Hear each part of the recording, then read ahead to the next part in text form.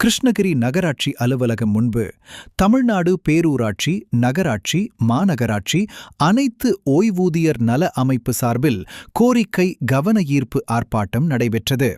இந்த ஆர்ப்பாட்டத்தில் ஆந்திரா அரசு வழங்குவது போல ஓய்வூதியர் அனைவருக்கும் ஓய்வூதிய பண பலன்கள் மற்றும் ஓய்வூதியம் கருவூலம் மூலம் வழங்க வேண்டும், சிறப்பு சேம நல நிதியும் பிஎஃப் வட்டி உள்ளிட்ட பண பலன்கள் மற்றும் ஓய்வூதியம் வழங்க வேண்டும், சிபிஎஸ்ஐ ரத்து செய்து பழைய ஓய்வூதியம் வழங்க வேண்டும், தனியார் மைய கொள்கையை அமல்படுத்திய அரசாணைகளை ரத்து செய்ய வேண்டும், தமிழக முதல்வரின் தேர்தல் கால வாக்குறுதி அடிப்படையில் 70 வயது முடிந்த பேரூராட்சி, நகராட்சி, மாநகராட்சி ஓய்வூதியர் அனைவருக்கும் 10% ஓய்வூதிய உயர்வு வழங்க வேண்டும்.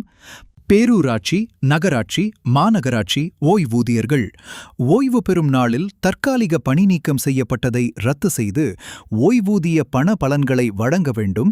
அனைத்து ஓய்வூதியர்களுக்கும் மாத இறுதி வேலை நாளில் ஓய்வூதியம் வழங்க வேண்டும் என்பன உள்ளிட்ட 15 அம்ச கோரிக்கைகளை வலியுறுத்தி ஆர்ப்பாட்டத்தில் ஈடுபட்டனர்.